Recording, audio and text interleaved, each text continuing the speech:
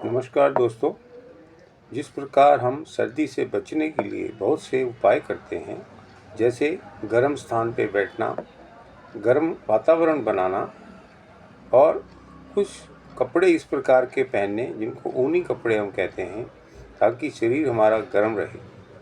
इसके साथ साथ कुछ ऐसे खाने की चीज़ें हैं जिसका हम भरसक प्रयास करते हैं ताकि हमारे शरीर में सर्दी से बचने के लिए गर्मी रहे। उनमें से कुछ ड्रिंक्स हैं जिसको हम यूँ कहें कि सर्दियों के लिए बहुत ही आवश्यक हैं। जैसे पानी है, वो भी गर्म, चाय है, वो भी एक प्रकार का काढ़ा है, पत्ती को उबाल के बनाया जाता है, उसमें गर्म दूध डाला जाता है। कुछ लोग ब्लैक टी भी पीते हैं, काली चाय। ऐसे ही जो कॉफ़ी है, उसको भी आप पाउडर से काढ़ा बना के फिर दूध मिक्स करके कॉफ़ी पी जाती है। मेरा कहने का अभिप्राय यह है, ये सब चीज़ें तीनों की तीनों थोड़ी देर के लिए शरीर के अंदर, विशेषकर मुंह में और हमारे शरीर में, या तसल्ली के तौर पे हमें कुछ आराम देती हैं। ये बिल्कुल सही बात है और कोई छुपी हुई बात नहीं है।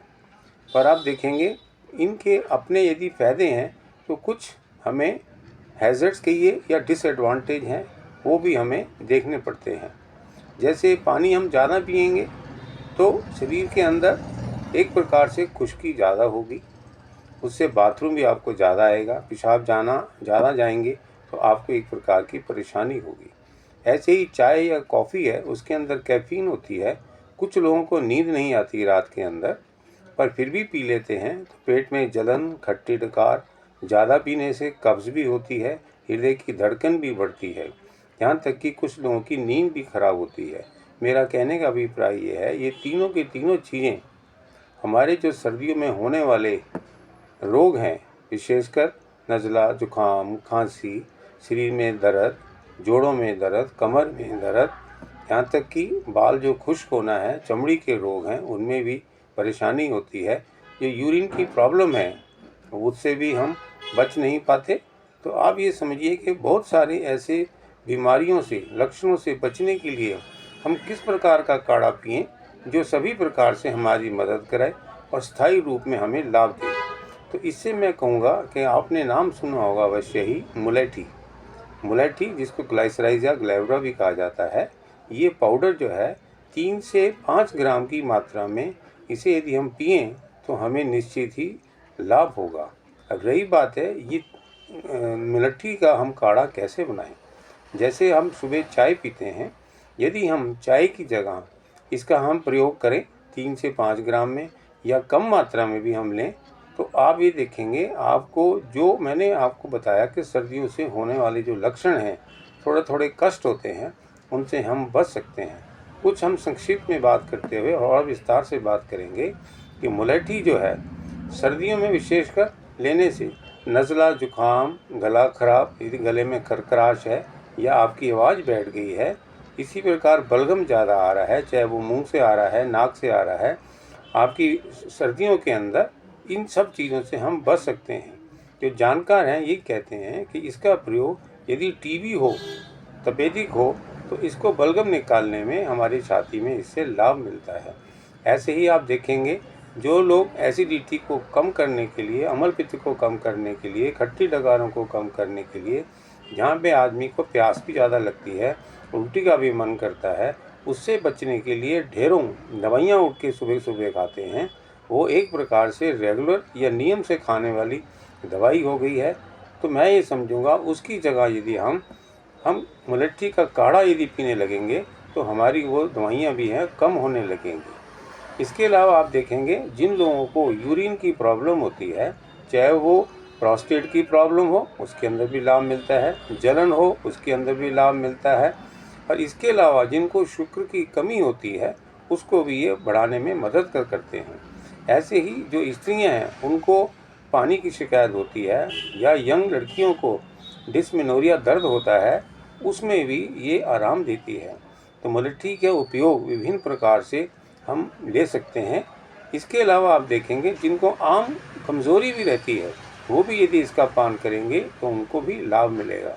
इसी प्रकार आपने देखा होगा जिनकी आँखें कमज़ोर हो जाती हैं, यानी कि निगाह कम हो जाती है, उसमें भी मुलेठी जो है बहुत अपना प्रभाव दिखाती है।